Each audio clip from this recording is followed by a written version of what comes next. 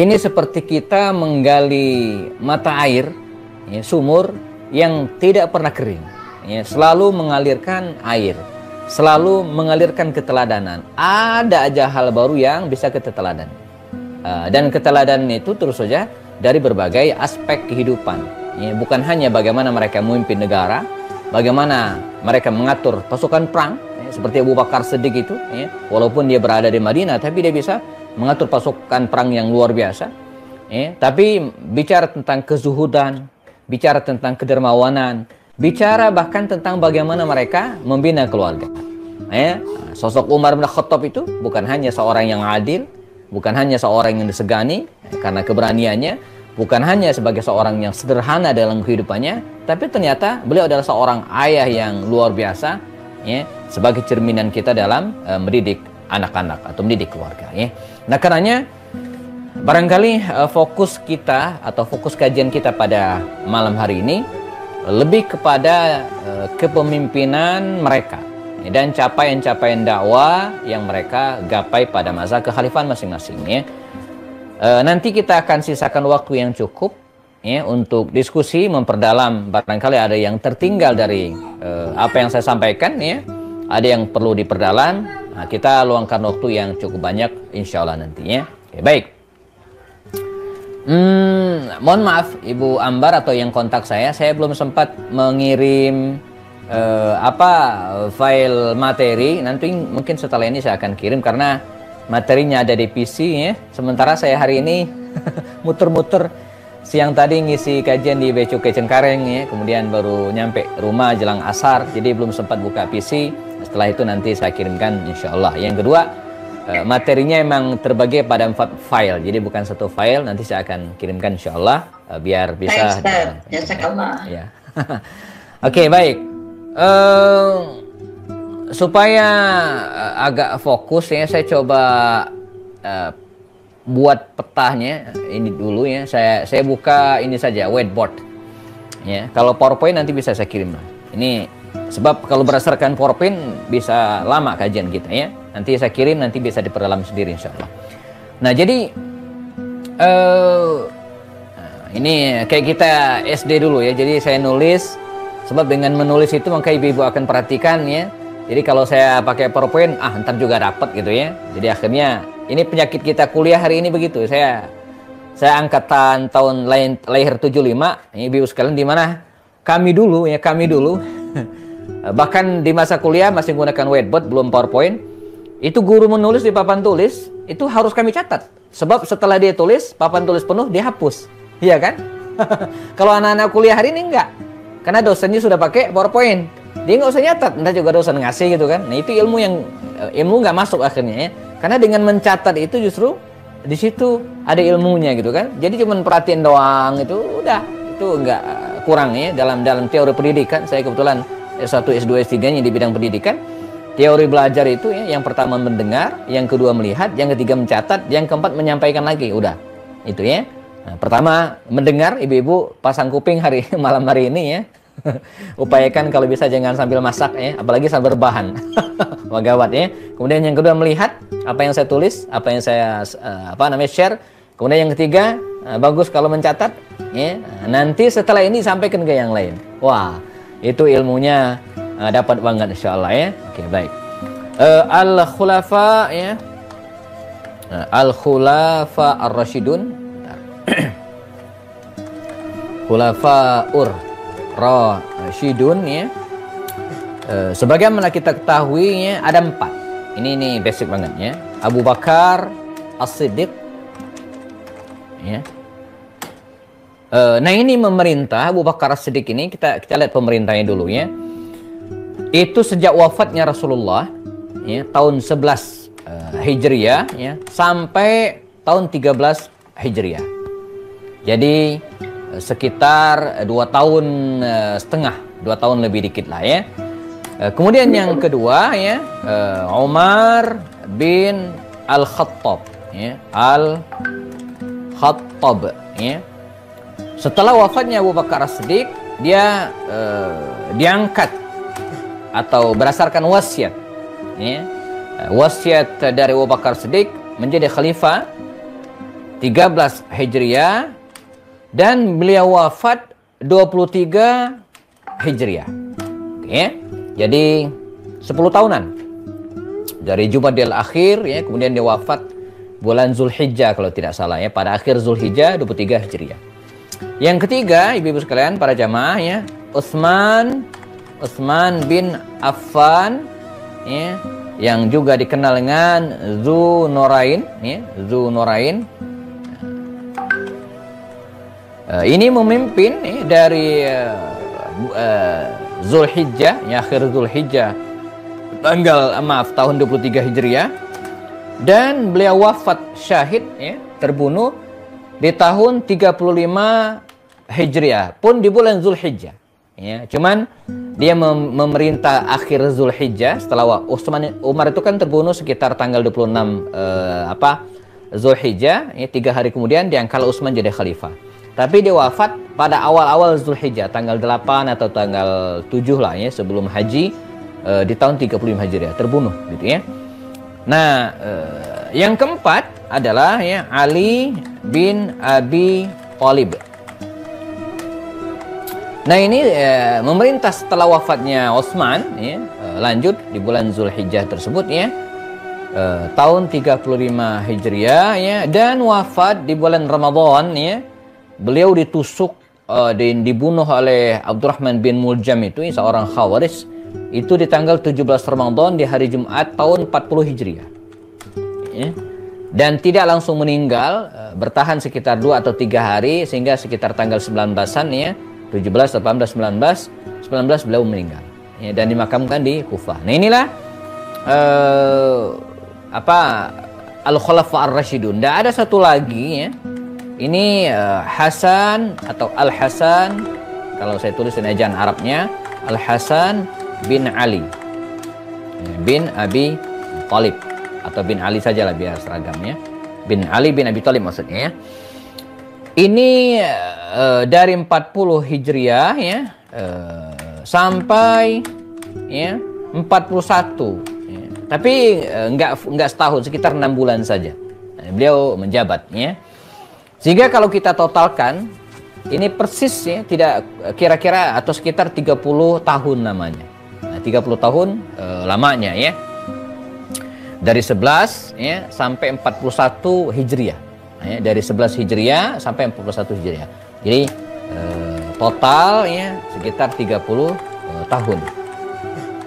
Nah, inilah masa Al-Khulafa Ar-Rasyidun ya. 5 orang. Jadi Khulafa Ar-Rasyidun itu kalau kita lihat dari sini dia 5 orang. Walaupun ada yang mengatakan Al-Khulafa Ar-Rasyidun Al-Khamis, yang kelima itu Umar bin Abdul Aziz ya.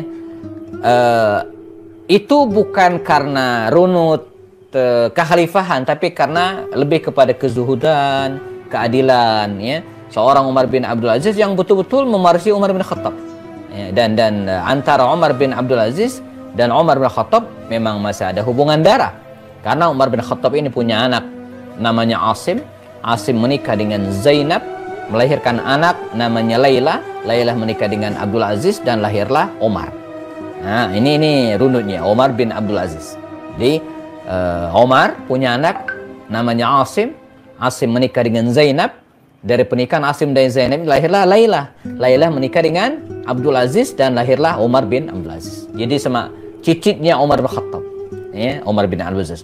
Karena keadilan kezuhudannya, maka sebagian menyebut dia adalah Al-Khulafa Ar-Rasyidun yang kelima. Padahal sejatinya tidak. Yang sebenarnya adalah Al-Khulafa Ar-Rasyidun Al-Khamis, yang kelima itu adalah Al-Hasan bin Ali bin Abi Thalib, cucu Rasul Shallallahu Alaihi Wasallam ya. Nah, saya pernah menyampaikan ini dan saya dianggap orang Syiah gitu ya. Padahal enggak ya. Jadi ini bukan, enggak ada urusan dengan Syiah atau tidak Syiah ya. Bukan orang Syiah justru tidak mengakui Umar, Utsman, Abu Bakar, Umar dan Utsman ya, sebagai khalifah ya. Jadi bukan ya, saya sangkal dari awal gitu ya. Jangan sampai suudzon dan kemudian ada masalah ya. Oke, baik. Nah, inilah Al-Khulafa Ar-Rasyidun ja'anakumullah ya. di masa di mana yang paling lama itu memerintah Utsman bin Affan, ya, 12 tahunan beliau memerintah, ya. Nah, bagaimana kehidupan mereka? Kita coba bedah satu-satu. Abu Bakar Siddiq ini dia terpilih. Kita mulai dia terpilih dulu, ya. Terpilih, nanti kita lihat capaian-capaiannya. Abu Bakar Siddiq ini terpilih menjadi khalifah, ya, setelah wafatnya Rasulullah SAW. Secara syura gitu, ya. Jadi Nabi wafat, ya, Nabi meninggal dunia. Nah, ini biografinya saya kira nanti saya share saja, ya, biar ibu-ibu sekalian bisa lihat, ya. Dia pengusaha dan seterusnya. Nah, dia menjadi khalifah, Abu Bakar Siddiq sebagai khalifah. Kita start dari sini, ya. Dia menjadi khalifah setelah Rasul wafat. Jadi ketika Nabi meninggal dunia, beliau itu agak telat dimakamin, ya. Jadi Nabi wafat kan di hari Senin waktu duha dan dimakamkan Selasa malam, ya. Jadi sudah masuk menjelang maghrib. Kata Aisyah itu ketika para sahabat menggali makam Rasulullah, ya, di rumahnya itu, dan ketika cangkul al-mi'wal menggali, digunakan alat untuk menggali, menghantam batuan dan kemudian terdengar suara, kata Aisyah itu sudah gelap. Artinya sudah masuk Selasa malam. Lebih dari 24 jam, ya. Wafat waktu duha, dimakamkan keesokannya maghrib. Nah, mengapa telat? Karena mayoritas para sahabat Nabi tidak percaya kalau Nabi itu wafat. Bagaimana mau dimakamin? Orang percaya aja enggak. Jadi, dan itu mayoritas, banyak, termasuk Umar. Gimana dimakamin coba, ya? Kalau 1-2 yang nggak percaya, yes, ini nih hampir, banyak sekali. Mereka nggak bisa terima gitu kan Nabi itu wafat. Umar sempat nantangin gitu, ya. Jadi kalau ada yang mengatakan Rasulullah meninggal, dalam satu riwayat mengatakan saya akan memenggal lehernya atau Nabi akan kembali dan memenggal leher dia, katanya gitu, ya, saking marahnya. Yang kedua, ya, karena mereka harus menyelesaikan kepemimpinan dulu supaya umat tidak berpecah. Waktu itu kalangan Ansor ini sempat berada di kediaman Sa'ad bin Ubadah, salah seorang pimpinan mereka, ya, dan hampir saja mengangkat Sa'ad bin Ubadah al-Ansari dari kabilah Khazraj ini sebagai khalifah pengganti Rasulullah, ya. Tapi keburu datang Abu Bakar, Umar dan Abu Ubaidah bin Jarrah dan sempat terjadi debat di Saqifah Bani Sa'idah itu, ya. Kalau ibu-ibu sekalian ke Madinah, ya, di Masjid Al-Haram, Masjid Nabawi di Madinah itu, ya, di sebelah kanan masjid, ya. Kalau ini kiblat, sebelah kanan itu ada jalan, nyebrang itu ada kebun, taman, ya, di slide ada. Nah, di taman inilah Abu Bakar As-Siddiq itu dibaiat, ya, di taman. Sampai hari ini masih ada. Namanya Saqifah Bani Sa'idah. Disinilah Abu Bakar dibaiat atas kesepakatan kaum muslimin pada itu. Nah, jadi melihat inspirasi atau terinspirasi paling tidak dari Rasulullah yang mengangkat Abu Bakar menjadi pengganti imam, lalu kemudian mereka melihat juga Abu Bakar orang yang paling dulu masuk Islam dari kalangan dewasa, menemani Rasulullah di Gua Hira dan Gua Sur, bukan Gua Hira, Gua Sur ketika hijrah, maka mereka sepakat membaiat Abu Bakar Siddiq sebagai khalifah. Ya, jadi ini metode pertama dalam kepemimpinan. Dan ini boleh-boleh saja, ya. Nanti kita cerita tentang Umar, itu beda lagi, ya. Umar itu diangkat berdasarkan surat wasiat dari Abu Bakar Siddiq. Nanti Utsman terpilih lain lagi. Utsman itu dipilih berdasarkan tim formatur yang dibentuk oleh Umar. Nanti Ali terpilih berdasarkan aklamasi. Jadi 4 Khalifah Rasyidin ini kalau kita perhatikan metode kepemilihan mereka itu berbeda-beda. Karena dalam fiqh as-siyasat Islamiyah, dalam fikih politik Islam atau fikih politik Islam, sistem memilih pemimpin itu nggak baku, mutaghayyirat walaysa tsabitan, bukan suatu hal yang fix sabit, tapi suatu hal yang mutaghayyirat sesuai dengan kondisi masing-masing. Jadi bisa dengan aklamasi, bisa dengan surat wasiat, ya, bisa dengan apa lagi, ya pemilihan, ya, nyoblos gitu, ya. Jadi bisa dengan keturunan, sistem kerajaan, ya nggak masalah, ya. Bahkan dinasti Abbas, ya, Umayyah, dinasti Turki Utsmani, dan Al-Ayyubiyah, dinasti itu semua berdasarkan dinasti, kerajaan, monarki dan nggak masalah ya. Daud, Sulaiman dan keturunannya itu juga berdasarkan dinasti ya. Jadi Raja Daud atau Nabi Daud itu sistem pemerintahnya monarki, karena ketika Daud meninggal dunia anaknya jadi raja, ketika Sulaiman meninggal dunia anaknya jadi raja, dan seterusnya sampai kemudian Allah memutuskan mereka. Ini ya. Ini poin pertama. Nah, apa yang beliau lakukan, capaian apa yang dilakukan diraih oleh Abu Bakar Siddiq pada pemerintahannya ini jamaah, antara lain beliau mampu ya menjaga stabilitas keamanan ya kaum muslimin pasca wafatnya Rasulullah ya, termasuk dengan diawali dengan mengirimkan pasukan Usama bin Zaid bin Haritha yang sebelumnya sempat kembali ketika Rasulullah wafat, diberangkatkan lagi. Ini kalau saya cerita detail agak panjang, tapi pada intinya para sahabat cenderung menolak ya, pemberangkatan ini.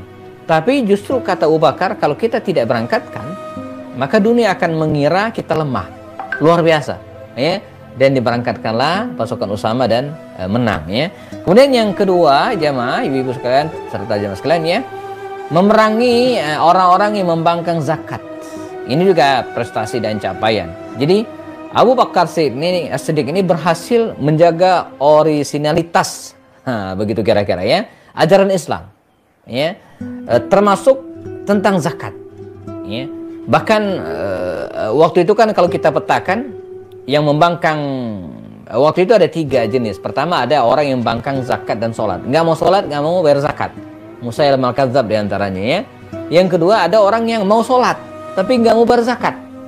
Di antara adalah Malik bin Nuwairah, ketika diadili oleh Khalid, ditangkap dia gitu kan.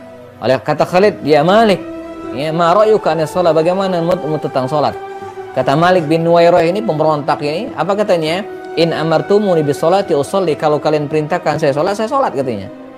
Jadi enggak ikhlas dong kata Khalid. Ya enggak, itu kan masalah urusan hati, itu urusan saya katanya. Benar juga dia. Kata Khalid lagi, bagaimana dengan zakat? Kata dia, wa amma ma tusammuna biz zakah, yang kalian sebut zakat itu, saya punya prinsip. Harta saya dan saya tidak akan berikan kepada kepada siapapun katanya kan. Jadi dia enggak membayar zakat, ya. Nah, ada lagi Tulayh bin Khuwailid, ya. Itu sebaliknya. Dipaksa oleh Abu Bakar dan pasukannya bayar zakat, dia kemungkinan mau.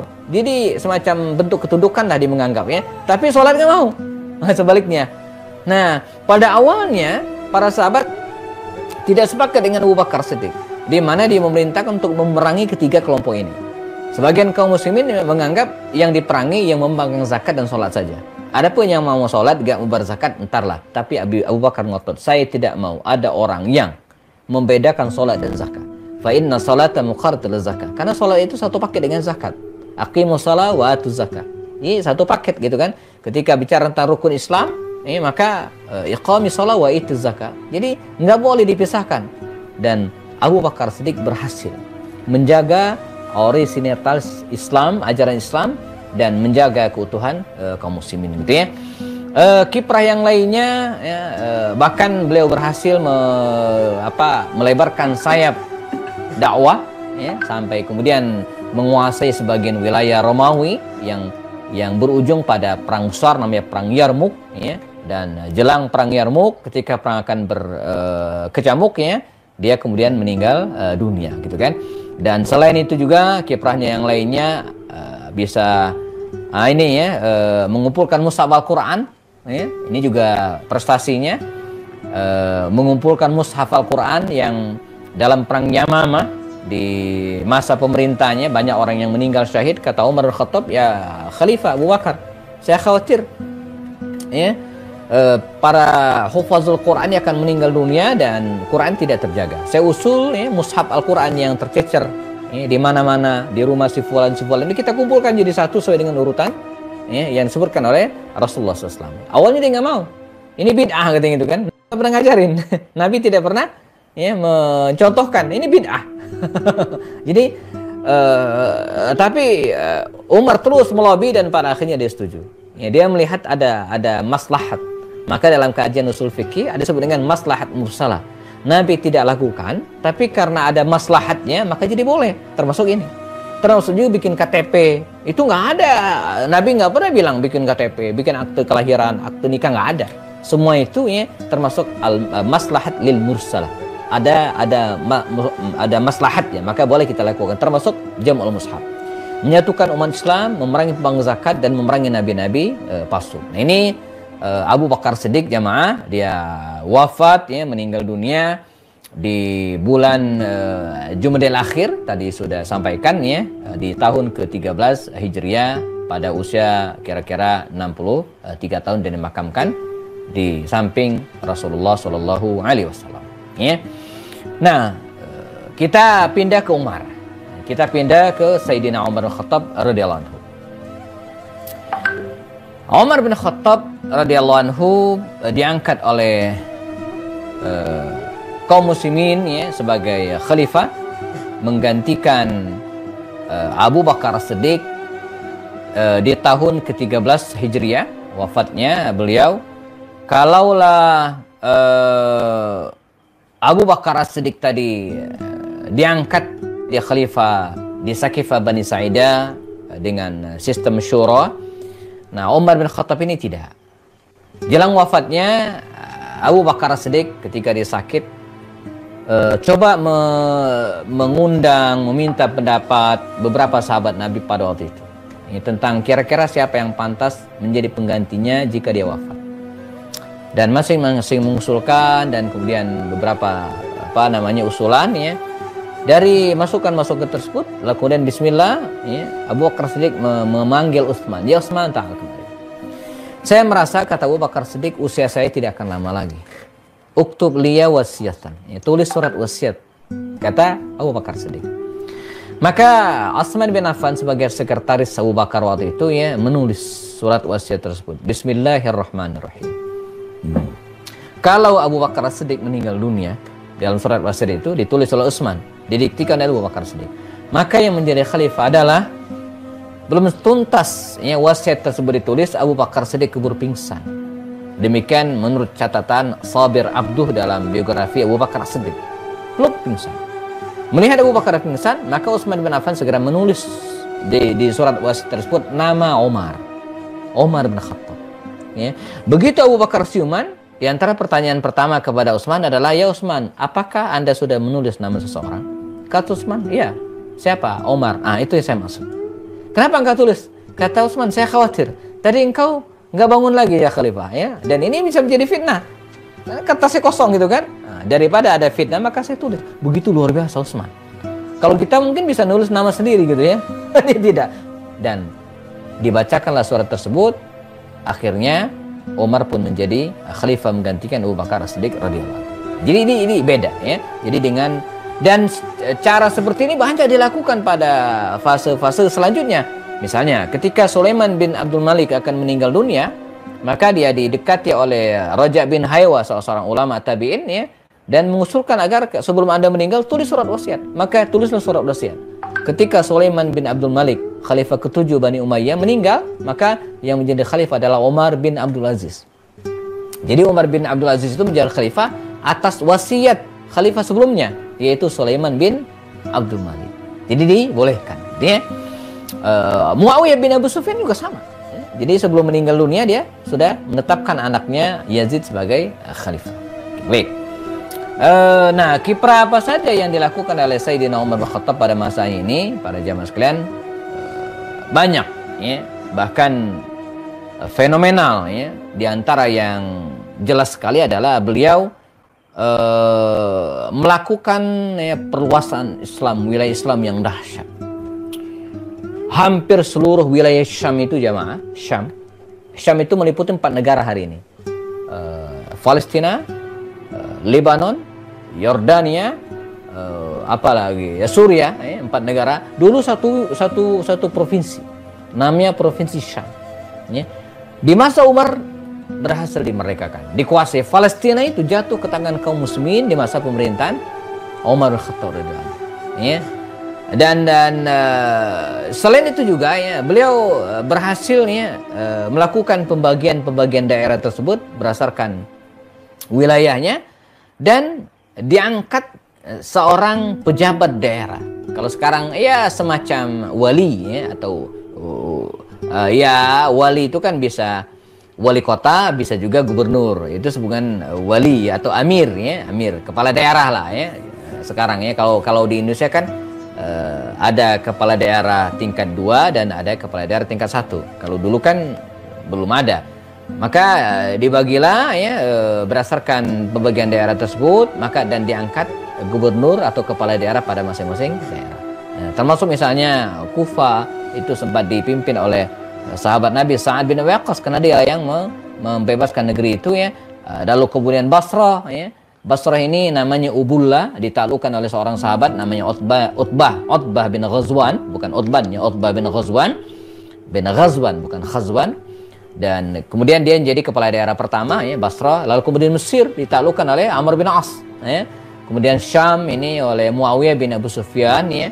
Nah, jadi ini salah satu prestasi kiprah dari seorang Umar bin Khattab. Dan beliau juga membentuk lembaga pemerintahan, di mana di masa Rasul dan di masa Abu Bakar belum ada.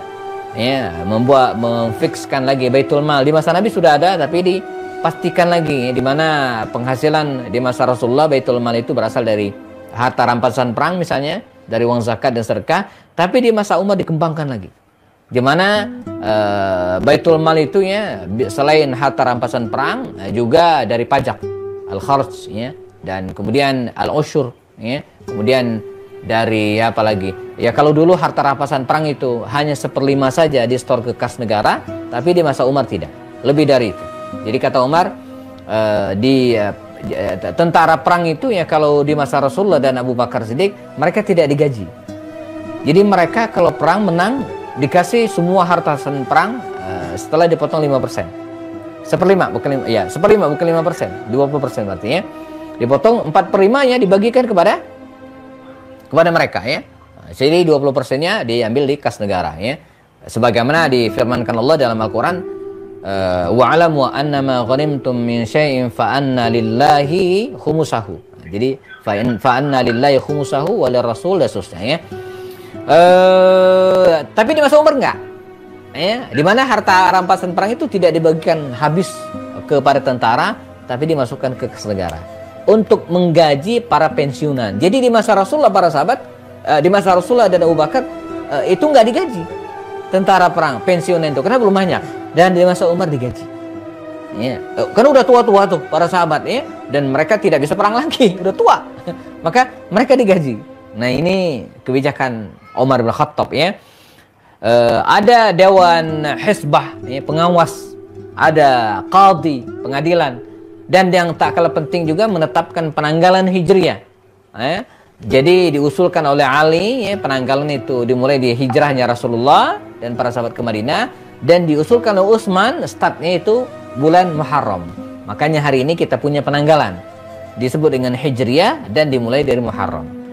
Proses hijriahnya diusulkan oleh Ali bin Abi Thalib, dan Muharramnya diusulkan oleh Utsman, ya, digabung oleh Umar. Maka hari ini kita menggunakan penanggalan hijriah. Yang sebelumnya ya dipakai tapi belum diresmikan, ya.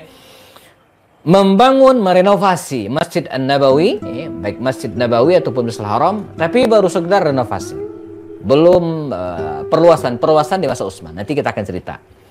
Salat tarawih berjamaah, ya, sebelumnya di masa Rasulullah dan Abu Bakar tidak ada. Cuma 3 hari di masa Rasulullah. Di masa Abu Bakar 2 tahun itu nggak ada salat tarawih berjamaah. Di masa Umar baru kemudian digagas secara berjamaah. Ketika Umar masuk ke Masjid Nabawi, ini orang sholat sendiri-sendiri. Di pojok sana ada yang sholat, orang yang sholat. Kata Umar, kenapa nggak dikumpulkan dalam satu jamaah? Lalu kemudian diusulkanlah, lalu diangkat Ubay bin Ka'ab sebagai imam mereka. Sampai hari ini, kalau kita sholat berjamaah, tarawih, itu adalah tradisi yang digagas oleh Umar bin Khattab radhiyallahu anhu. Memberikan honor untuk pengurus masjid, imam, muadzin, dan lain-lain. Ini kiprah Sayyidina Umar bin Khattab radhiyallahu anhu, ya. Kemudian, ya, sekarang kita masuk ke Utsman. Ini kilat, ya. Yang belum jelas, ibu-ibu boleh catat, ya, atau tulis di chat juga nggak masalah. Nanti khawatir saya ada yang kurang jelas, ya, karena materinya dipadatkan. Nah, sekarang kita masuk ke Utsman. Kiprah apa saja yang dilakukan oleh Sayyidina Utsman bin Affan radhiyallahu anhu.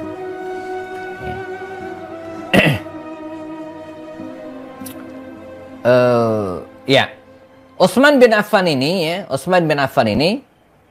dia menjadi khalifah ketiga kaum muslimin setelah wafatnya Umar bin Khattab radhiyallahu anhu. Berbeda dengan Abu Bakar dan Umar. Kalau Abu Bakar itu dipilih oleh kaum muslimin di Saqifah Bani Sa'idah, Umar diangkat menjadi khalifah berdasarkan surat wasiat dari Abu Bakar. Kalau Utsman tidak. Utsman ini menjadi khalifah setelah rapat.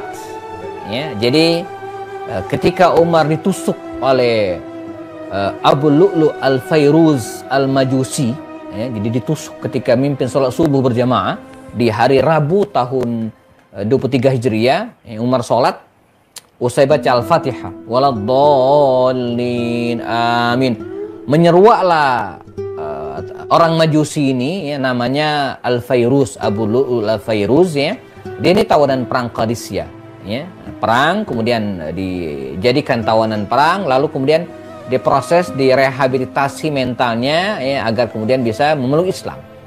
Nah, dalam kondisi seperti inilah, ini banyak telaahnya, tapi intinya Umar kemudian dibunuh gitu kan, dan 2 atau 3 hari kemudian Umar meninggal dunia.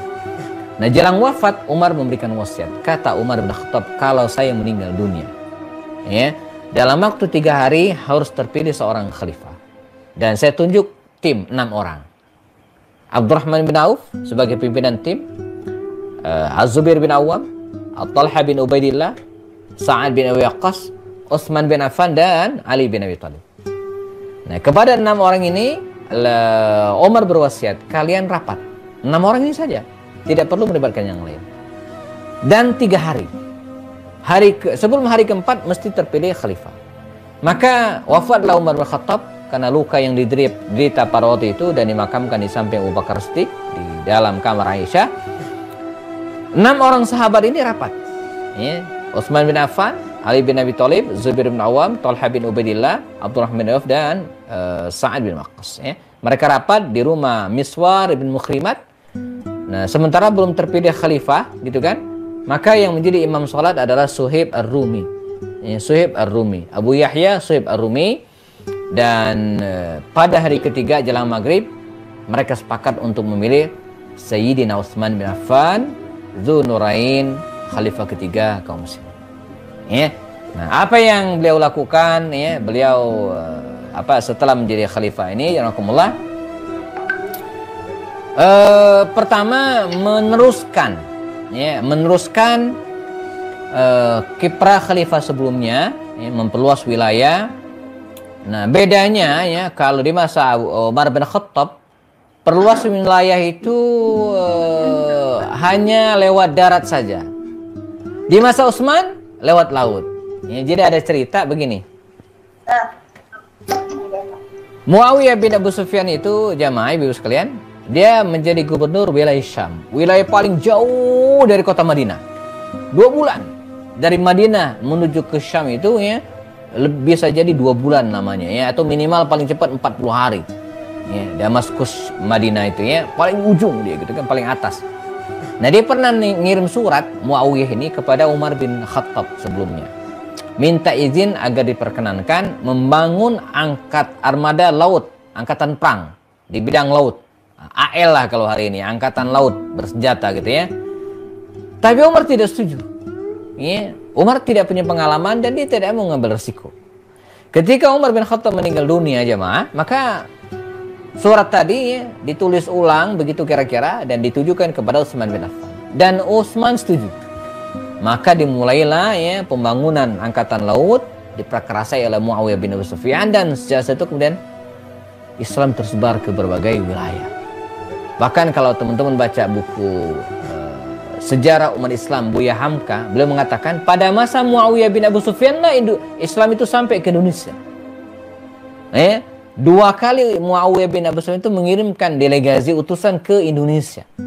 Bayangin jadi Islam itu sudah sampai ke Indonesia di era para sahabat Nabi. Muawiyah bin Abu Sufyan yang mengirimkan. Itu terjadi di masa pemerintahan Utsman bin Affan radhiyallahu anhu. Ini jasa yang luar biasa gitu ya. Kemudian yang kedua pembuatan naskah Al-Quran. Apa maksudnya?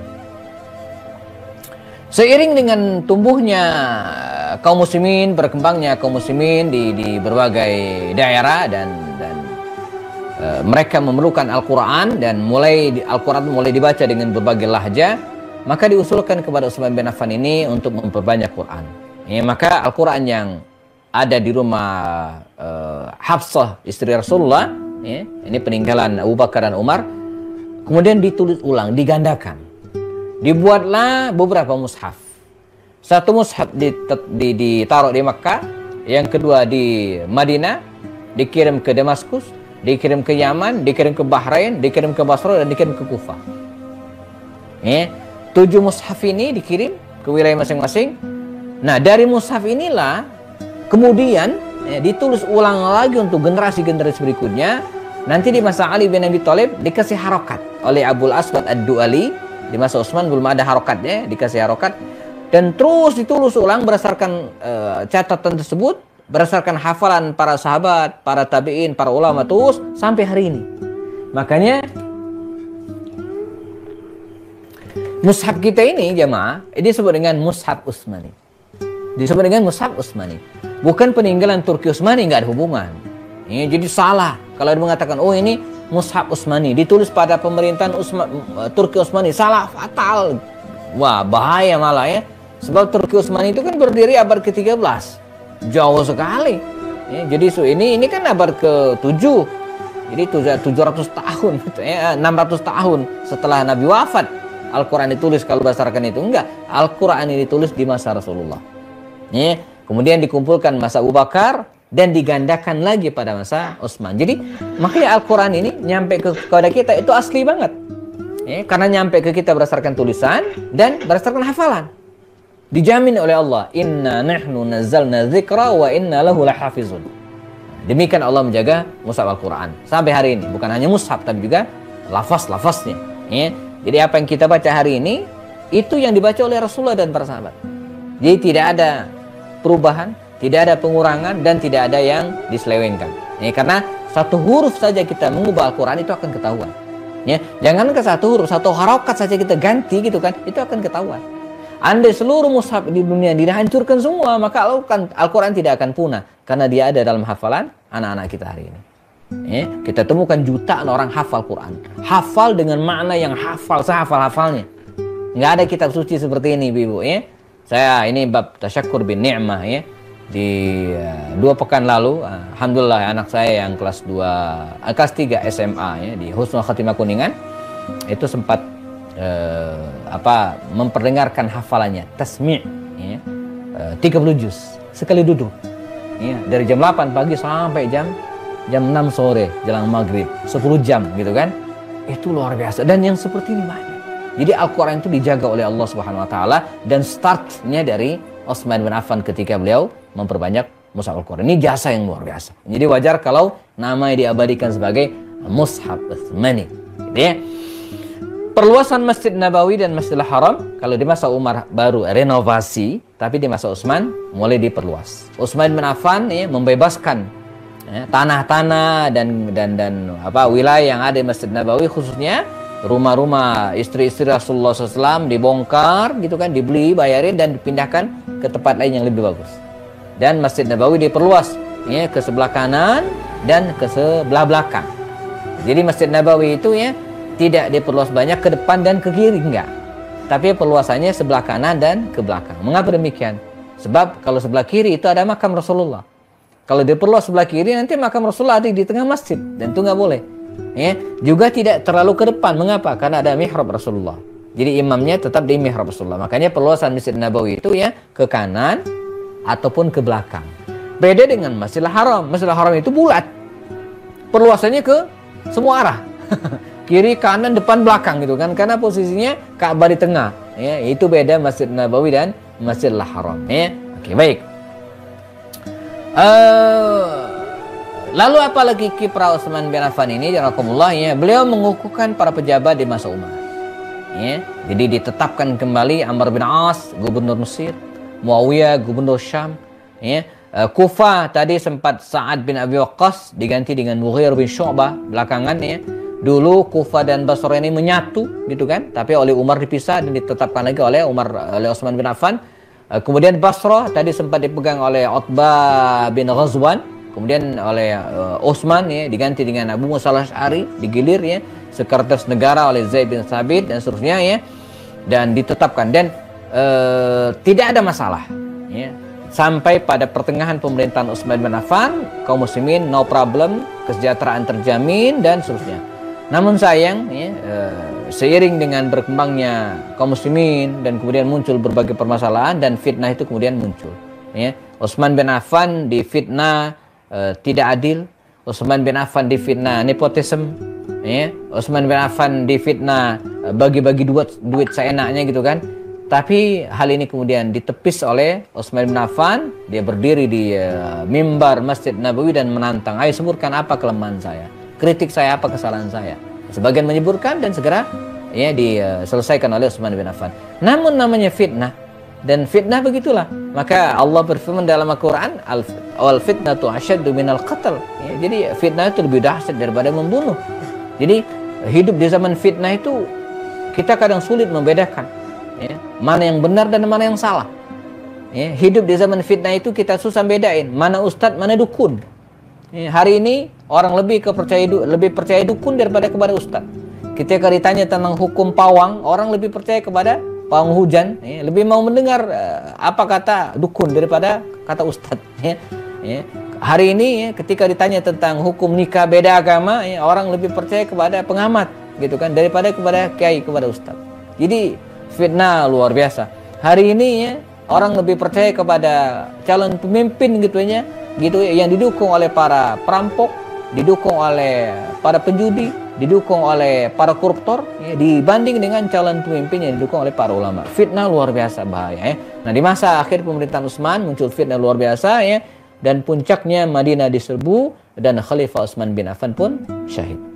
Ya, awal Dzulhijjah 35 Hijriah. Beliau tidak sempat memberikan wasiat, tidak sempat membentuk tim, ya, beliau meninggal dunia, ya, syahid, dan para sahabat melihat di antara orang yang sangat pantas ya, untuk menggantikan Khalifah Utsman ini adalah Sayyidina Ali bin Abi Thalib radhiyallahu anhu. Maka mereka segera melirik Ali bin Abi Thalib, dipaksa dalam tanda kutip ya untuk menjadi khalifah. Pada awalnya tidak mau, namun akhirnya mereka membaiat ya menantu terkasih Rasulullah SAW ini yang juga merupakan sepupu Rasulullah SAW. Maka ya, Ali bin Abi Thalib pun ya menjadi khalifah kaum muslimin di tahun 35 Hijriah.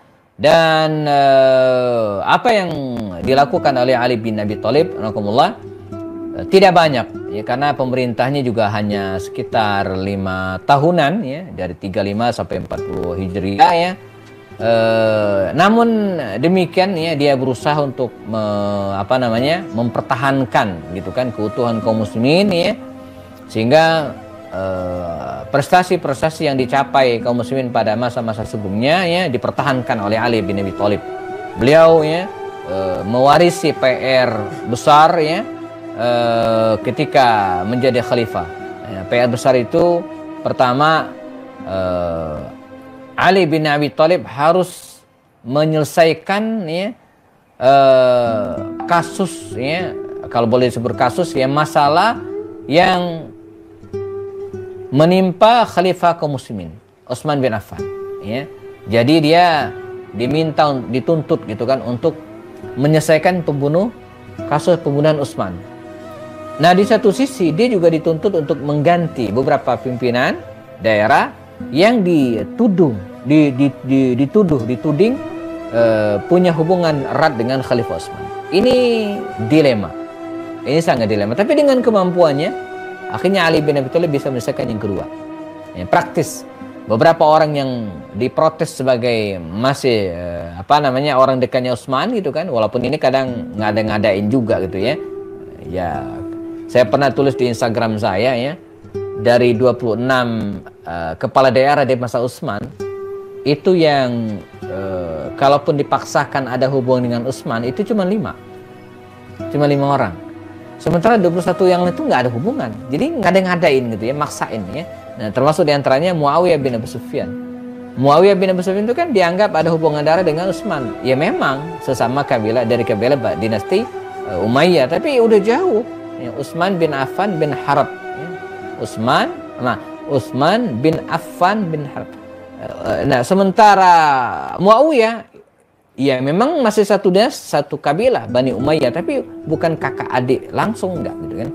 Demikian juga dengan Abdullah bin Abi Sarh, salah seorang pejabat Mesir yang dituduh dekat dengan Utsman, ya. Ya, kalau dipaksain ya ada, karena Abdullah bin Abi Sarh ini saudara sepersusuan Utsman. Jadi saudara sepersusuan aja dipaksain gitu ya. Padahal namanya juga saudara sepersusuan, kan bisa siapa saja, tapi dianggap sebagai kroninya Utsman. Nah, ini PR terbesar Ali bin Abi Thalib ya. Yang kedua, dia dipaksa untuk menyelesaikan kasus pembunuhan Utsman ini. Dan namanya fitnah, jamaah, fitnah yang sudah luar biasa. Dan akhirnya meledaklah dua tragedi. Ini pertama perang Jamal. Perang Jamal ini antara pihak Aisyah radhiyallahu anha yang dari Basrah, ya, dari Basrah berangkat bersama dengan Zubair bin Awam dan Talha bin Ubaidillah. Tapi keberangkatannya ini ya terang-terangan, maka diiringi oleh penduduk, ya, oleh orang-orang. Dan ketika itu Ali bin Abi Thalib juga ditakut-takutin gitu ya, akan diserang, padahal sih enggak. Dia pun menyiapkan pasukan dan ketemulah dua kelompok ini, antara kelompok Ali dan kelompok Aisyah, dan terjadilah benturan fisik. Ya, awalnya sih saling lempar sendal, lama-kelamaan ada yang lempar batu, ujungnya ada yang teriakin perang. Ya udah, tidak bisa dihindari ya, dan menyebabkan syahidnya dua sahabat mulia Rasulullah, Zubair bin Awam dan Talha bin Ubaidillah. Sementara Aisyah ditawan dan dijamin keamanannya ya. Kemudian yang sangat dahsyat lagi adalah perang Siffin ya, di mana pihak Muawiyah bin Abu Sufyan bersekekeh ya, hanya akan mengakui membaiat Ali dengan syarat ditegakkannya hukuman ya, bagi orang-orang yang telah terlibat dalam pembunuhan Utsman. Jadi ini ibarat inilah ya, antara ayam dengan telur, yang mana duluan ya. Ali pengen Muawiyah mundur dari jabatannya gitu kan, dan digantikan dengan yang lain serta mengakui dirinya sebagai khalifah, sementara Muawiyah sebaliknya. Dan namanya fitnah ini terus dihembuskan, dan pada akhirnya ketemulah dua kelompok ini ya. Ali bin Abi Thalib membawa pasukan 45.000 orang berdiri di samping Sungai Efrat di satu sisi, sementara di seberang sana ada pasukan Muawiyah ya, yang juga bergerak tidak kurang dari 35.000 orang, dan terjadilah benturan fisik itu yang menyebabkan ribuan orang meninggal dunia ya.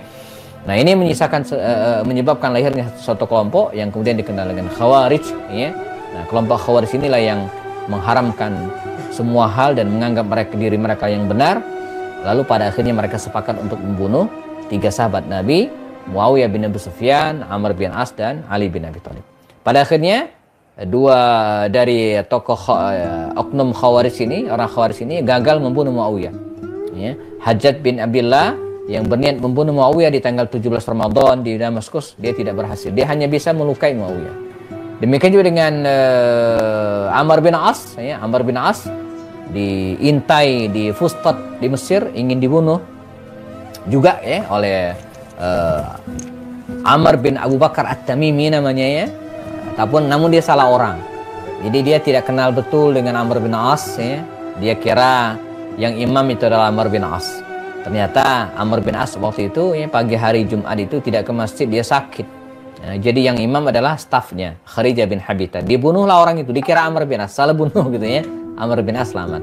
Adapun Ali bin Abi Thalib tanpa pengawal, tanpa siapapun ya, dengan penuh kebersahajaan, di subuh dini hari Jumat 17 Ramadan berangkat dari rumahnya menuju ke Masjid Agung Kufa sendirian. Di tengah perjalanan dia ditusuk oleh Abdurrahman bin Muljam, dan seketika 3 hari kemudian Ali bin Abi Thalib syahid, meninggal dalam keadaan syahid ya. Nah, wafatnya Khalifah Ali bin Abi Thalib ini mengakhiri periodisasi kekhalifahan kaum muslimin di masa Al-Khulafaur Rasyidun ya, dengan capaian-capaian yang sangat dahsyat dari masing-masing khalifah. Bagi kita hari ini ya, ini materi penting gitu ya. Bahkan di masa dinasti Abbasiyah dulu, di sekolah-sekolah itu wajib ya. Jadi pelajaran wajibnya adalah selain pelajaran sirat nabawiyah juga memperkenalkan al-khulafa arsyidun, para sahabat Rasulullah ya. Nah, ini tugas kita ya. Jadi menyampaikan kisah-kisah ini kembali ya, sesuai dengan usia anak-anak ya, agar mereka mengenal orang-orang besar di sekitar Rasulullah SAW. Saya dalam proses insya Allah nanti tinggal simak. Saya bikin program akan hadir di YouTube insya Allah nanti ya di bulan Ramadan. Saya sedang siapkan mengenal 30 orang mulia di sisi Rasulullah. Jadi saya sudah siapkan video sekitar 15-20 menit ya, menceritakan ya para sahabat Nabi. Ini sebenarnya membedah buku saya. Oh, lagi nggak di sini ya. Ada memetik hikmah 101 sahabat Nabi ya.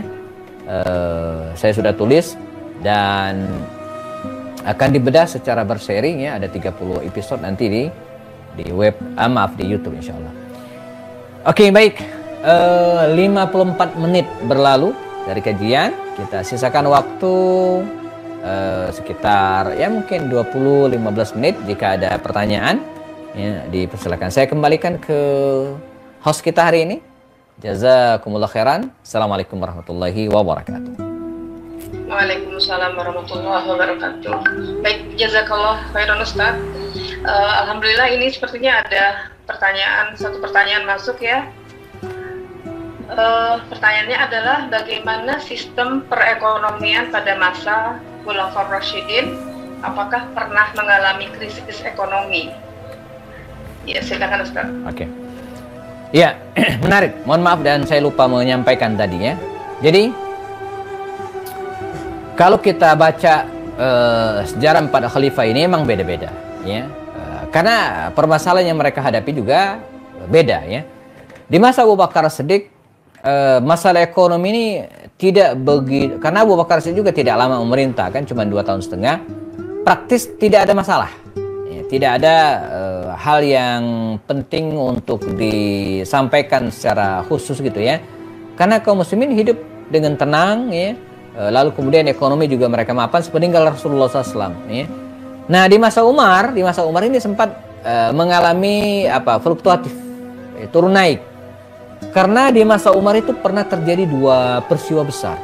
Pertama, krismon gitu kan, krisis, di mana kemarau panjang sekali sampai Umar itu memimpin sholat istisqa. Jadi kemarau yang panjang ini menyebabkan kaum muslimin gagal panen ya, dan kemudian diserang berbagai penyakit, dan puncaknya di tahun ke-17 Hijriah ada sebuah wabah. Ini yang kedua ya. Wabah yang kita kenal dengan wabah Ta'un tahun ke-17 Hijriah masuk 18 Hijriah ya, khususnya di wilayah Syam ya. Wabah yang mungkin bisa jadi lebih dahsyat daripada corona barangkali ya. Kalau corona itu kan menular lewat hembusan nafas, lewat makanya kita harus pakai masker ya.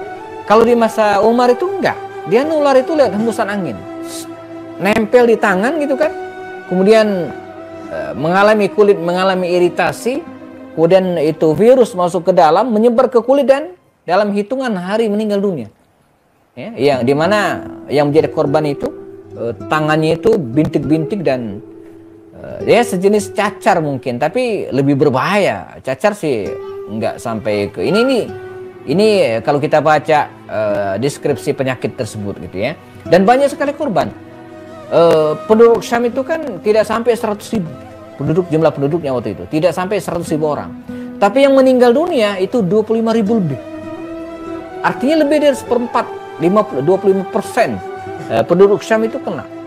Nah, tapi dengan kesigapan, ini penting, kesigapan seorang Umar gitu kan.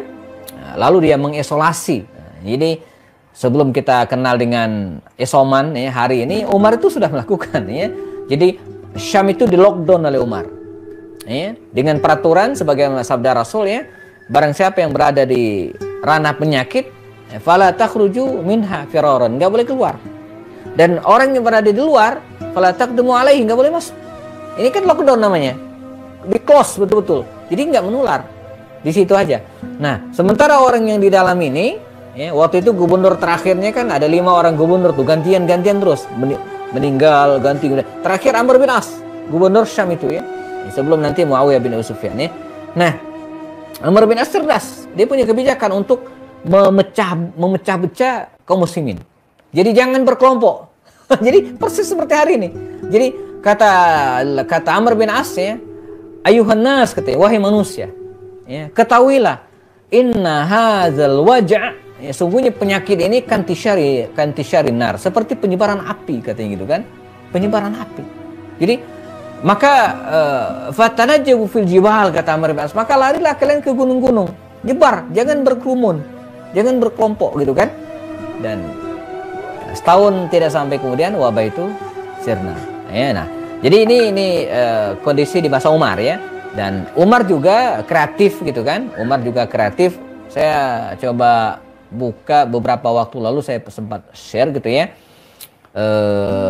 Bagaimana Umar bin Khattab ini ya mengatasi atau ada buku sebenarnya, kalau ibu-ibu sekalian jamaah mau dapat, ada buku judulnya Fikih Ekonomi Umar bin Khattab. Ya, saya di rak sebelah sih, agak jauh ya. Fikih Ekonomi Umar bin Khattab, dan saya sempat rangkum sebentar. Bangsa Arab, cara sukses Rasulullah, sebentar, pemindahan ibu kota. Jadi saya pernah tulis di Instagram saya ya tentang bagaimana Umar bin Khattab ini membangun ekonomi kaum muslimin pada saat itu ya dengan cara yang sangat gemilang, sehingga memperbanyak penghasilan.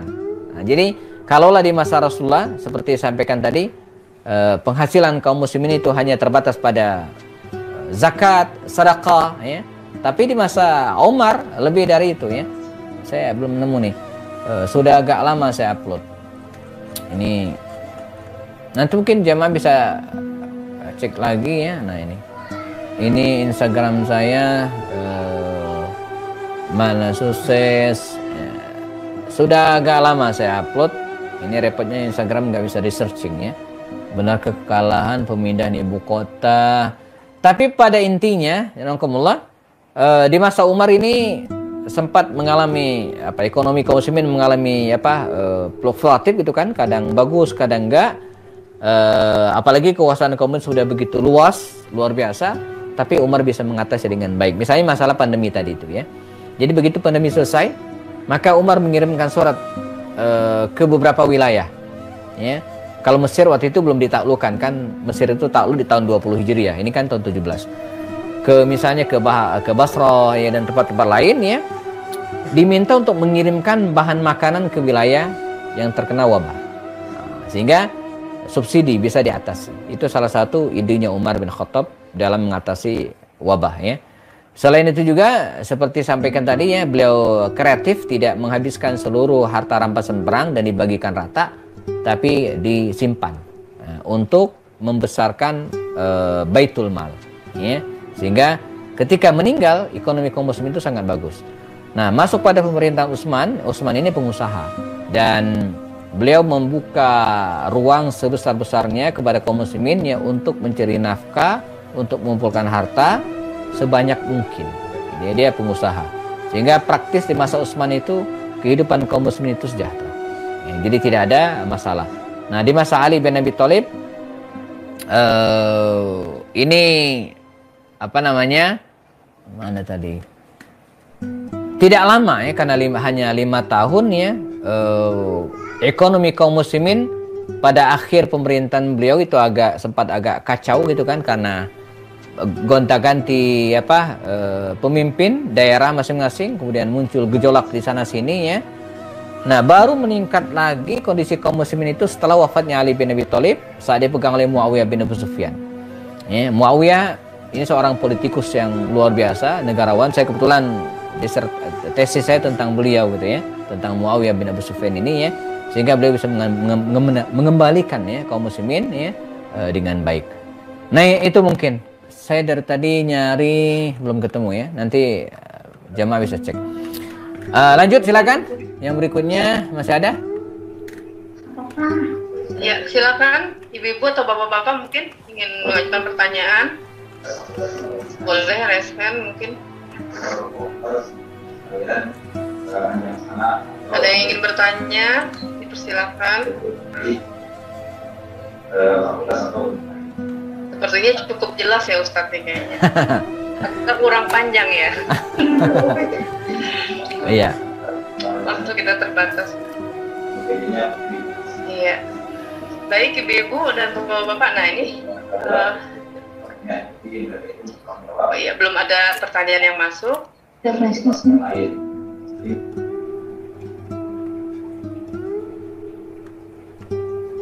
Atau Ustadz mau ngasih pertanyaan mungkin bagi yang menyimak nanti insya Allah akan diberikan door prize nih. Insya Allah. Yang bisa menjawab. Iya. Dia menyediakan door prize insya Allah. Oke, boleh begini. Saya akan mengajukan pertanyaan. Oh, ada yang Afwan boleh sekedar saran untuk memudahkan IG-nya. Memudahkan maksudnya ya saya sudah share, nanti bisa dicari. Linknya udah saya kasih di chat. Insyaallah ya. Oke. Saya khusus membahas IG saya itu membahas tentang sirat nabawiyah dan sejarah. Terakhir saya mempreteli sejarah Islam di Rusia dan Ukraina ya. Jadi sesekali juga tentang kondisi terkini. Saya lagi siapkan konten tentang nikah beda agama ya. Saya perlu bicara juga tentang hal ini ya. Mungkin besok atau lusa tayang insyaallah. Iya. Ini ada pertanyaan ada, nih. Ya? Ada nih dari Bu Endang Rika Kurniawati. Oh iya, mohon penjelasan lebih lanjut tentang perang Jamal. Oke. Ya, silakan Ustaz. Baik. Begini. Perang Jamal ini ya terjadi antara pihak Ali bin Abi Thalib dan Bunda Aisyah. Nah, bagaimana mulanya? Nah ini saya buka slide, udah kelihatan ya. Baik. Jadi seperti sampaikan tadi, ketika Ali bin Abi Thalib menjadi khalifah, beliau punya dua PR. Pertama, mengganti beberapa pejabat yang dianggap masih kroninya Utsman. Kemudian yang kedua ya, tuntutan untuk mengadili orang-orang yang terlibat dalam pembunuhan Utsman. Nah, di antara orang yang menuntut agar mengadili orang yang terlibat dalam pembunuhan Utsman adalah Aisyah. Ya. Beliau waktu itu berada di Basrah dan kemudian ditemui juga oleh Zubair bin Awam dan Talha bin Ubaidillah. Talha bin Ubaidillah dan Zubair ini dua di antara sahabat Nabi yang dijamin surga. Jadi orang mulia. Ya. Mereka betul-betul serius dan ikhlas gitu kan. Hanya ingin menemui Ali dan meminta beliau untuk mengadili orang-orang yang dianggap terlibat dalam pembunuhan Utsman. Maka tiga tokoh ini, Aisyah, Zubair bin Awam dan Talha bin Ubaidillah ya, dengan beberapa orang yang lainnya berangkat untuk menemui Ali bin Abi Thalib. Namun karena lewat darat, jalan, naik unta pula, setiap orang yang dilewati ngikut. Maka lama-kelamaan, ini yang tadi cuman 20 orang mungkin kan, 30 orang terus. Nih angkanya emang bermacam-macam. Ada yang mengatakan sampai 1000, 2000 dan seterusnya ya. Ya, semacam apa ya, demo lah mungkin ya pada awalnya gitu ya. Isu pun dihembuskan ya, seolah-olah ada kesan bahwa mereka ingin menumbangkan kekhalifahan Ali, padahal tidak ya. Nah, Ali bin Abi Thalib ini karakternya kan karakter militer. Ali bin Abi Thalib di masa Rasulullah juga kita tahu dia kalau perang itu selalu terdepan. Maka dia segera membentuk tim begitu kira-kira ya, dan kemudian menemui kelompok ini. Jadi dan awalnya ketemu, tapi namanya fitnah gitu kan. Kalau sudah ketemu, ibarat nih mahasiswa gitu kan, ingin nuntut, didatangilah oleh pas pampres gitu kan, dan saling lempar lah. Nah awalnya demikian, sama sekali ini bukan peperangan awalnya ya, tapi karena dua pasukan sudah ketemu dan masing-masing bersikeras. Ya tadi sampaikan awalnya mungkin ngelempar sendal, mungkin saling ejek. Lama-kelamaan ada yang ceput pedang, ngelempar anak panah, dan ya kekisruhan berlangsung ya. Zubair bin Awam melihat kondisi seperti ini berusaha untuk melerai. Ya, keduanya lari ke belakang namun dikejar oleh salah seorang pendukung Ali bin Abi Thalib dan dilemparkan anak panah dan tombak mengenai Zubair bin Awam dan Talha bin Ubaidillah. Akhirnya keduanya meninggal dunia. Syahid. Sementara Aisyah ya diamankan oleh Ali bin Abi Thalib, beliau sendiri yang megang tali unta agar Aisyah aman, tidak diapa-apain. Dan betul diamankan, dan beberapa hari kemudian dia pun dibebaskan oleh Ali bin Abi Thalib. Jadi ini peristiwa yang disebut dengan perang Jamal terjadi tahun ke-36 Hijriah, setahun setelah kira-kira Ali menjadi khalifah. Nah, ini disebut dengan Waqat al-Jamal, tragedi Jamal. Baik, insya Allah Ibu Endang Rika, cukup jelas ya jawaban dari Ustadz. Ini masih ada waktu Ustadz, kita bisa beberapa dua lagi mungkin pertanyaan ya. Ini dari Ibu Suci Delimunte. Bagaimana perbedaan karakter dalam mengambil keputusan dan menghadapi masalah, juga dalam mengikat kaum muslimin dalam tarbiyah? Sebentar, bagaimana memutuskan? Bagaimana perbedaan karakter dalam mengambil keputusan dan menghadapi masalah, juga dalam mengikat kaum muslimin dalam tarbiyah? Iya, jadi saya coba berusaha untuk memahami ya. Di antara ungkapan Umar bin Khattab ketika dia menjadi khalifah, dan ini saya kira inspirasi bagi kita. Kata beliau, saya bersyukur ketika masa muda dulu menghabiskan banyak waktunya untuk menggembalakan ternak. Jadi unta milik bapaknya yang galak itu, bapaknya galak. Ya. Sebab dengan demikian ketika dia menjadi khalifah, kata Umar, saya terbiasa memahami karakter-karakter orang yang berbeda-beda. Gitu ya. Jadi seperti unta tadi itu ya, ada yang suka makan, ada yang suka kabur kemana-mana ya. Nah, dalam memahami karakter orang juga demikian. Ya. Jadi ketika Umar menjadi khalifah, dia paham karakter masing-masing para sahabat Nabi tersebut. Dan ini yang dia warisi dari Rasulullah. Rasulullah juga demikian. Nabi itu paham betul karakter para sahabatnya. Makanya beliau bisa mengambil tindakan direct man on direct job. Orang difungsikan sesuai dengan kemampuan dan kecenderungannya. Makanya kalau kita bedah 3 orang sahabat Nabi ini, Umar bin Khattab, Khalid bin Walid, dan Ali bin Abi Thalib, 3 orang ini, itu sama-sama pemberani. Sama-sama pemberani. Tapi keberanian 3 orang ini berbeda. Dan posisi mereka juga akan berbeda. Umar itu keberaniannya itu bersifat defensif, bertahan, bukan menyerang. Ya, begitu ada yang ingin mencelakakan Rasulullah, dia backup. Ya, jadi kayak kiper ataupun kalau main sepak bola bapak-bapak ya, atau kiper ataupun back kiper kiri kanan lah ya. Tapi Khalid keberanian itu menyerang, maka dia jadi panglima. Umar itu sepanjang hidup bersama Rasulullah cuma sekali dia diangkat menjadi kepala ekspedisi angkatan perang. Cuma sekali doang. Selepas tahun ke-7 Hijriah setelah perjanjian Hudaybiyah, setelah perang Khaybar. Tapi Khalid puluhan bahkan ratusan kali.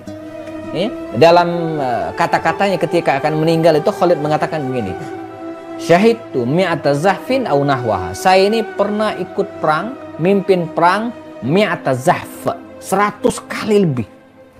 Banyak sekali gitu kan. Nah, Ali lain lagi keberanian. Keberanian Ali ini bersifat militer, petarung, tangguh. Nah, jadi keberanian yang berbeda. Dan Rasulullah bisa menempatkan mereka. Nabi bisa memetakan mana karakter Umar, mana karakter Ali, mana karakter Abu Bakar. Ini 2 orang yang berbeda. Anta ka Musa ya Umar, wa anta ka Harun ya Abu Bakar. Anda ini seperti Harun wahai Abu Bakar, wahai Umar, Anda seperti Musa.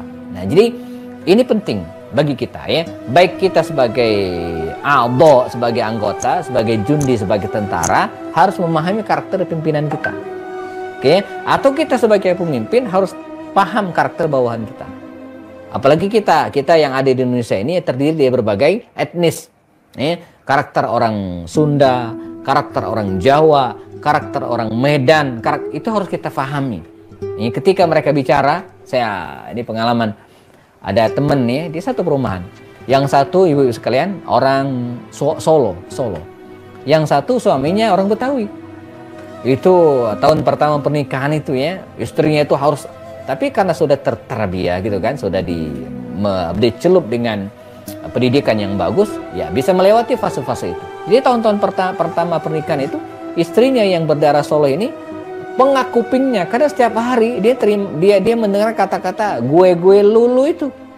Orang Betawi biasa ngomong lu gitu ya. Sama seperti almarhumah guru kita Ustazah Yoyo Yusro, Ibunda Yusro ya, orang Tangerang juga ya. Itu kan Betawi Tangerang.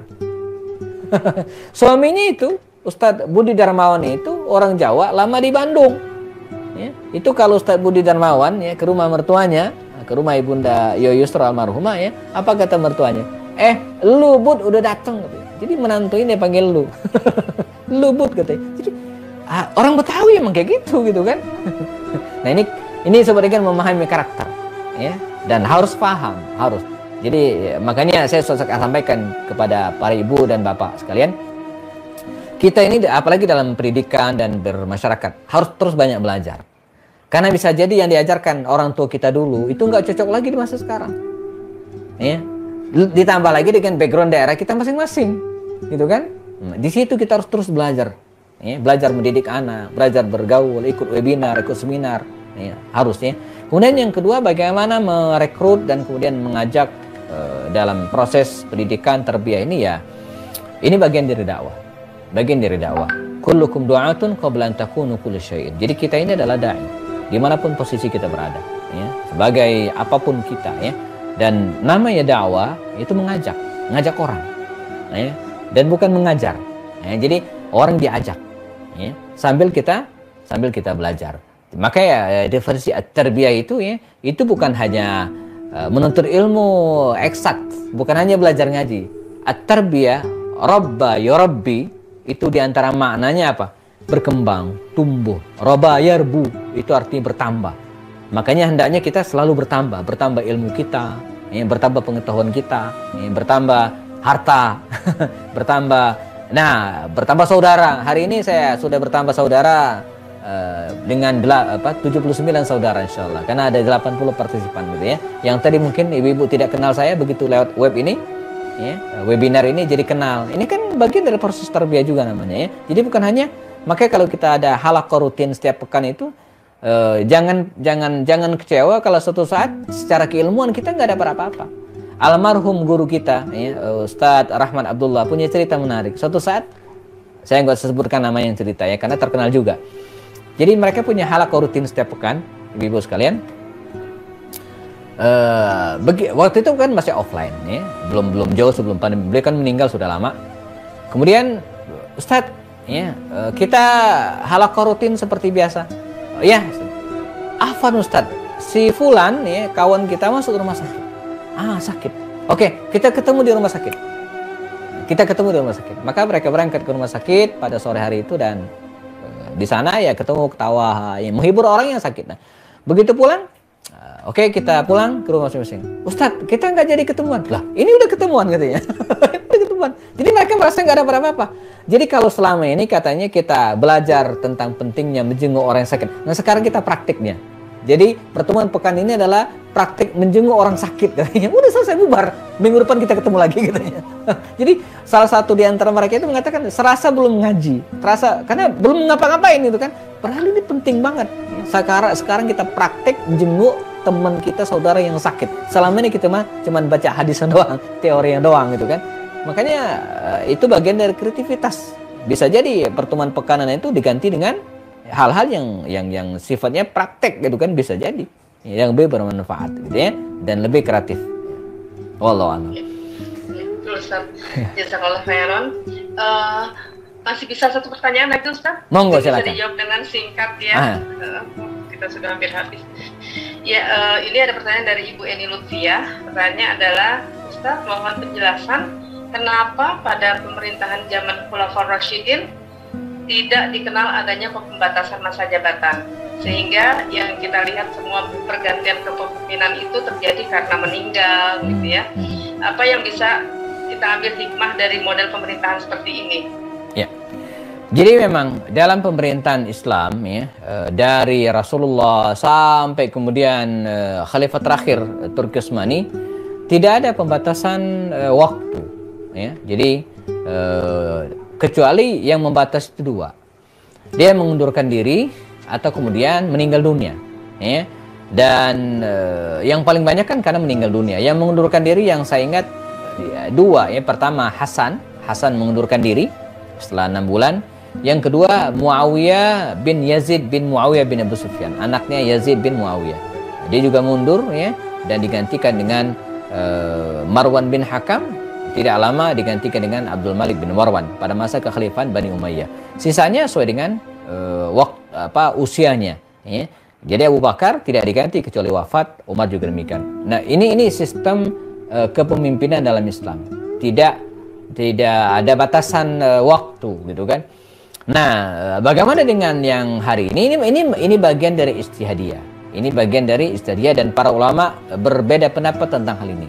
Ya, ada yang mengatakan boleh membatasi membatasi masa kepemimpinan, ada juga yang mengatakan tidak. Nah, beberapa ulama kita kontemporer hari ini mengatakan boleh, ya, kecuali dia khalifah. Jadi kalau khalifah ammah yang menaungi seluruh umat Islam, maka dia tidak ada batasan. Tapi kalau pemimpin-pemimpin kecil, RT, RW, presiden, gubernur, maka tidak masalah dibatasi karena dia ya sifatnya apa ya? Ya bukan khalifah. Nah, tapi kalau khalifah, dan sekarang tidak ada khalifah. Tidak ada khalifah ya. Tidak ada orang yang kita anggap dan yakini sebagai khalifah. Itu tidak dibatasi masa jabatannya. Tapi kalau pemimpin lokal, ya, RT misalnya, ya presiden di Indonesia dibatasi 2 periode. Ya, walaupun ada tuntutan untuk 3 periode. Tapi undang-undang menetapkan sampai hari ini tetap 2 periode. Ya, dan tidak boleh ditambah. Ya, kalau menambah itu menyalahi konstitusi, melanggar konstitusi. Kecuali konstitusinya diubah, nah, itu lain lagi. Ya, dan biasanya supaya tidak melanggar ya diubah. Kayak gitu mungkin. Ya baik Ustadz, untuk Ibu Eni Lutfiah, semoga penjelasan Ustadz cukup jelas ya. Ya baik, alhamdulillah. Ya, ini waktu kita juga sudah dibatasi oleh waktu juga Ustadz ya, sudah 9:27 ini. Ini sampai ke akhir acara kita. Ya semoga materi yang sudah dipaparkan oleh Ustadz Happy tadi menambah wawasan kita ya, dan menambah wawasan dan pemahaman kita terhadap peran kepemimpinan di masa Khulafaur Rasyidin. Ini waktu yang sangat singkat banget Ustadz ya untuk menjelaskan keempat khalifah ini gitu ya. Karena tadi Ustadz katakan untuk satu khalifah aja makan waktu lama ya untuk menyelesaikannya gitu. Ya baik. Untuk mengakhiri acara kita malam ini, kami mohon Ustadz bersedia untuk membacakan doa. Baik. Para ibu dan bapak sekalian, alhamdulillah kita sempurnakan majelis kita malam hari ini dengan bacakan doa. Saya akan memimpin, yang lain mengaminkan dari tempat masing-masing ya. Semoga Allah SWT memberikan kemudahan kepada kita, menyembuhkan bagi yang sakit dan memberikan kelancaran atas segala kesulitan, dan menyampaikan usia kita ke bulan Ramadan sehingga kita bisa menapaki keindahan Ramadan dan mengambil keberkahnya. A'udzubillahi minasyaitonir rajim. Bismillahirrahmanirrahim. Sallam radhiyallahu ta'ala an sadatina wa rasulillahi ajmain walhamdulillahi rabbil alamin. Hamdan syakirin, hamdan na'imin, hamdan yuwafi ni'amahu yukafi mazidah. Rabbana lakal hamdu kama yanbaghi li jalali wajhikal karim azim sultanik. Allahumma rabbana zalamna anfusana wa illam taghfir lana wa tarhamna lanakunanna minal khasirin. Allahumma rzuqna ilman nafi'a wa amalan mutaqabbala wa rizqan halalan tayyiban mubarakan ya rabbal alamin. Allahumma rabbana la tada' lana fi majlisina hadha dhanban illa ghafarta wa la daynan illa qadaita wa la hamman illa farajta wa la maridan illa syafaita wala hajatan min hawaiji dunya illa wa anta ridha walana salah ya rabbal alamin. Allahumma rabbana hab lana min azwajina wa dhurriyyatina qurrata a'yun waj'alna lil muttaqina imama. Rabbana ja'alna muqimis salah wa min dhurriyyatina rabbana taqabbal du'a. Rabbana atina fid dunya hasanah wa fil akhirati hasanah wa qina adzabannar walhamdulillahi rabbil alamin.